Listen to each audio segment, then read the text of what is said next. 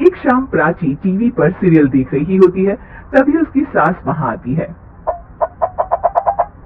अरे सीरियल में तो ऐसे मग्न है जैसे आज रात का खाना पड़ोसी आकर बनाएंगे।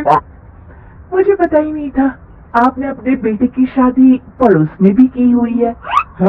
मतलब? मतलब इस घर में सारा काम बहू ही करती है, आप तो सिर्फ खर्राटे मारती हैं। अच्छा जी, फिलहाल तो तुम आराम फरमा रही हो, चलो जाओ, ये मेरे टीवी देखने का समय है। आहा, इसीलिए मुझे भगाया जा रहा है। सॉरी, अब तो बिल्कुल नहीं जाऊंगी।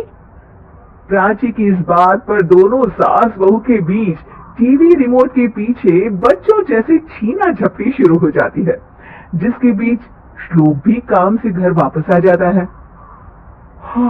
आज मेरी चूहे बिल्ली की जोड़ी किस बात पर झगड़ रही है? और तेरे बीवी मुझे टीवी ही नहीं देखने दे रही। अरे तुम्हारी मम्मी मुझे खाना बनाने के लिए फोर्स कर रही है। अरे वाह, ऐसे बेतुके रीजन पर तो बच्चे भी झगड़ा नहीं करते।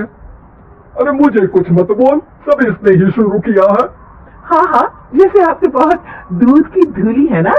अरे बस, दोनों चुप। प्राची जाओ, खाने की तैयारी करो। और माँ तुम छोड़ो, तुम्हें क्या बोलूं, शांति से अपना सीरियल देखो, मुझे दोबारा लड़ने की आवाज सुनाई नहीं देनी चाहिए। ऐसा बोलकर श्लोक वहां से चला जाता है, जिसके पीछे पीछे प्राची भी कुछ न कुछ बड़बड़ाते हुए रसोई में चली जाती है। हाँ हाँ, सासू जी को तो कुछ बोलेंगे ही नहीं, बस मुझ पर ही हुक्म चलता है, खाना बनाओ, जैसे मैं इनके घर में खाना बनाने के लिए आई हूँ। इसी तरह शाम बीतती है और रात को श्लोक और प्राची की सास खाना खाकर सोने चले जाते हैं, लेकिन प्राची गुस्से में कुछ खाए बिना काम में ही लगी रहती है। इस घर में किसी को घंटा फिक्र नहीं पड़ता, मैं खाऊं या भूखी रहूं। प्राची कुछ देर के लिए रसोई से बाहर जाती है और जैसे ही वापस आती है तो वहां दूध का भरा ग्लास देखकर हैरान रह जाती है। फिक्र पूरी है, बस दिखाना नहीं है। प्राची दूध पीकर सोने चली जाती है और अगली सुबह एक बार फिर सास बहू का कार्टून नेटवर्क स्टार्ट हो जाता है। ये तुमने ही किया है। अरे अजीब जबरदस्ती है, मैं बोल रही हूँ मैंने कुछ नहीं किया। दोनों ने मिलकर पूरे घर को पागल खाना बनाया हुआ है। यहाँ कोई नॉर्मल इंसान तो रह ही नहीं सकता, इसीलिए अब पड़ोसी क्या रिश्तेदार भी घर आने से कतराते हैं। और सुन बेटे, तू भी चंगा, तेरी माँ भी चंगी, तेरी बीवी भी चंगी, रिश्तेदार। हाँ जी, आपको नहीं पता क्या, गंगाधर ही शक्तिमान है, रिश्तेदार ही। हाँ हाँ, बस समझ गया। कभी जानवरों जैसे लड़ेंगी तो कभी जुगलबंदी करेंगी। भाई मैं आप दोनों के बीच में नहीं फंसना चाहता। सास बहू की इस मनमौजी जोड़ी से परेशान होकर श्लोक अपना सिर खुजलाता वहां से चला जाता है। चलो अब मैं भी कीर्तन में जा रही हूँ। इस पर जैसे ही सास कमरे में अपना पर्स लेने जाती है तो वहां नाश्ते की प्लेट रखी देख मुस्कुराने लगती है और नाश्ता करके घर से बाहर निकलते हुए कुछ पैसे टेबल पर रख जाती है, जिसके कुछ देर बाद सिलेंडर वाला घर आता है।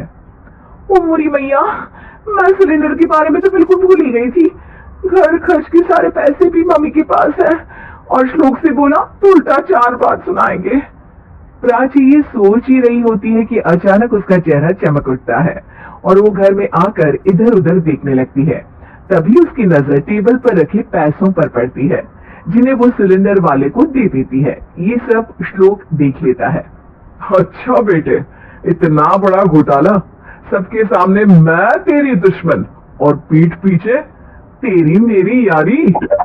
इस पर श्लोक एक प्लान बनाता है और शाम को सब एक साथ बैठे होने पर बोलने लगता है।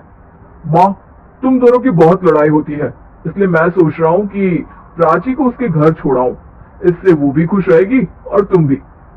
अचानक श्लोक की ये बात सुनकर सास बहू शौक से उसकी तरफ देखती है।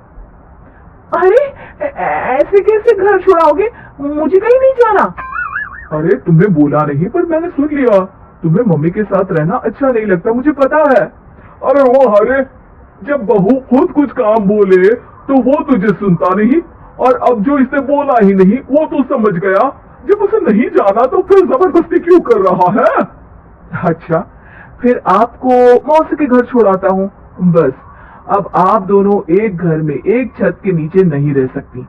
मैं इस टॉम एंड जेरी की जोड़ी को और नहीं झेल सकता। है? ऐसे कैसे नहीं रह सकते? तुम्हें इतनी दिक्कत है तो तुम्हारा बोरिया बिस्तर पैक कर देती हूँ, लेकिन मम्मी जी कहीं नहीं जाएंगी। बिल्कुल, यही सुनना था मुझे। अगर दोनों में इतना ही प्यार है, फिर हर वक्त ये लड़ाई का नाटक क्यों करती हो? देखा मैंने कैसे माँ किचन में दूध रखती है और तुम उनके लिए कमरे में नाश्ता रखती हो, और कैसे वो पहले ही तुम्हारी दिक्कत समझकर घर में पैसे रखकर बाहर जाती है। अरे भाई, इतना ड्रामा तो डेली सोप में भी नहीं होता जितना तुम दोनों ने इस घर में फैलाया हुआ है। तू हमें टॉम एंड जेरी बोलता है ना, तो याद कर वो दोनों भी एक दूसरे को बाहर वालों की बुरी नजर से बचाने के लिए हमेशा सबके सामने लड़ते थे, लेकिन अकेले में दिक्कत के समय मदद भी तो करते थे। बस हमारा रिश्ता भी कुछ ऐसा ही है। और वैसे भी अगर सास बहू में तू मैं नहीं होती तो दुनिया वालों को कहानियां कैसे मिलेंगी?